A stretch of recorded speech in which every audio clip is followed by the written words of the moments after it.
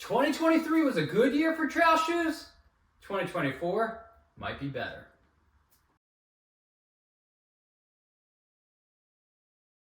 If you're like me, you've been running through a lot of shoes on the trails, and 2023 was a really good year for most brands, if not all brands. They all delivered at least one shoe that just knocked it out of the park.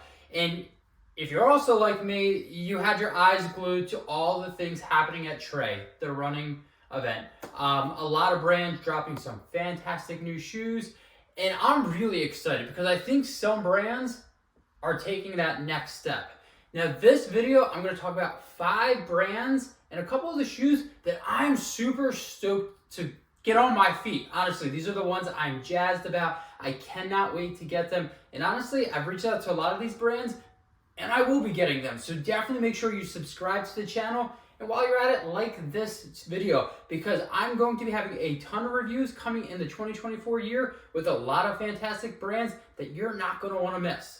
Now let's sit back and talk about some of the rad shoes coming in 2024 for the trails. The first brand that caught my eyes is Nike Trail. In 2023, Nike released some really nice shoes, and you could definitely tell Nike is making that move in the trail scene to make themselves a big player. But they dropped 2 shoes at Trey that I'm excited for. The first one I'm going to talk about is the Zegama 2. It has Zoom X, and I really liked the first Zegama. It felt great for those long days out on the trails where you just wanted to cruise, didn't really care about the speed, but you just wanted something to protect the legs. And you still got all that Zoom X, which is freaking awesome. But the best part about the shoe is, and I think this is what took over Trey, we have another shoe from Nike with Vibram outsole. Nike shoes have been really good, but the outsole has just been meh. And honestly, seeing Vibram outsole on a Zegama 2 has me super stoked. The other shoe is the Pegasus Trail. It's a really good road to trail shoe. It really is. And last iteration was really good. Nothing really crazy about it. It just did the job. But this one kind of gets a full overwork. And what caught my eyes about the Pegasus Trail is the new foam, which is the React X foam. And if you tried it before, especially on the Infinity Run 4, it's pretty darn squishy. It's comfortable, it's responsive, but it's really squishy. Why this one caught my eyes? Because I'm really intrigued. How is the React X going to handle the trails? I know the Pegasus is a road to trail, so it's going to be perfect on the roads, but how's it going to handle slightly technical trails? I'm not even talking about technical, slightly technical terrain. So that's why these 2 from Nike caught my eye, and I cannot wait to get them on my feet. The next brand that really caught my eye was NNormal. They're dropping not only 1 shoe, but kind of 3 shoes with the Kboix. That is a shoe that is going to have 3 different midsoles inside of 1 shoe, and you're going to be able to get 3 different rides. A responsive, a soft, a bouncy ride. So I'm really intrigued. When you have not only a new shoe from NNormal, it kind of puts up the antennas. But when they tell you it's 3 shoes, I'm excited. I think this thing looks freaking awesome. It looks like a ninja out on the trails. And what's even better about the shoes, I really am intrigued by the shoe, but I also get to try the shoe. I'm going to be about one of 150 people that get this shoe first to be able to test it, to review it, and let y'all know, what do I think of the newest shoe from NNormal? Again, they knocked it out of the park with the Chirac and the Tomir. I'm excited for this one. The one brand that I feel like is just getting better and better and better, it's got to be Brooks. And there's 2 shoes that caught my eye. It's the Catamount AGIL. That shoe looks like it is made for those sub-ultras, those less than 50Ks, where you just want to take off and see what you can do. It looks like it has a higher upper, protected ankles, so it looks like it's probably going to even be really good on technical terrain. It looks like it has some solid lugs too. So not only does this look like it's going to be a shoe that for shorter distance that you can just take off and run, but it also looks like it's going to have some nice bite to the mountain. I know a lot of Brooks people, especially on the Golden Trail series, have been rocking this shoe almost exclusively on all the races. So I'm excited for the Catamount AGIL. I like the Catamount. Whew, this looks like a step up. And the other one is the Caldera 7. I like the Caldera 6, but there's a couple things I wish they would fix about it.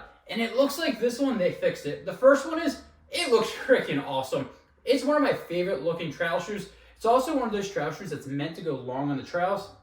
And I think the updated foam that they put in this shoe is just going to be dynamic.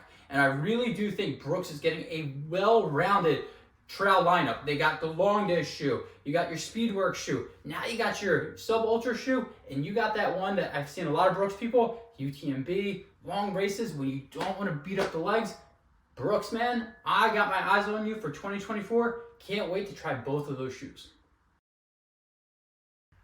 The next brand I'm super jazzed for is Speedland. Speedland's definitely been making their mark. They're definitely a shoe. They make small commissions, so once they sell out, they don't make them anymore. They had the TAMS, and then I had the Cam Hanes commission, the PGH, and then I kept seeing this guy, Avery Collins, running in it. You might know him, freaking badass trail runner. Yeah, he's running in the shoe, and I'm like, what is that shoe? I need to see what shoe that is. I need to see what shoe it is. Finally, we know what shoe this is. He's got his own line coming out, the Avery Collins commission, and I'm digging it. I'm digging it a lot. There's some really nice updates. I don't have all the tech specs from it, but I like the collar that they're putting around the ankle. It seems like it's going to be a nice drop. Looks like they're updating the foams a little bit, and it definitely seems like you're going to get a little bit more ground feel, but also still protecting the legs.